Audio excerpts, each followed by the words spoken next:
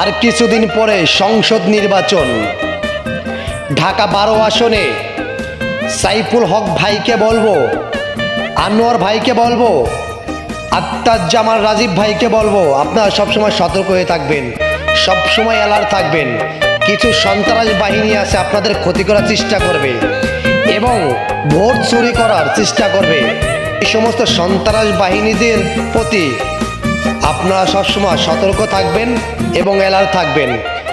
আপনাদের ক্ষতি করতে পারে তিনজনকে, কারণ আপনাকে তিনজনের ভিতরে একজনকে ক্ষতি করতে পারলে সেই সন্ত্রাস বাহিনী জানে তাদের ভোটটা চুরি করা সহজ হয়ে যাবে এবং ওই সন্ত্রাস বাহিনীর প্রতি আপনারা সবসময় চোখ কান খোলা রাখবেন, কারণ আপনাদের ক্ষতি করার চেষ্টা করবে এবং ভোট চুরি করার চেষ্টা করবে। এই যেমন ঢাকা 12 আসনে সাইফুল হক ভাইকে, আনোয়ার ভাইকে, আক্তার জামান রাজীব ভাইকে যারা ভালোবাসেন, আপনারা সবসময় অ্যালার্ট থাকবেন।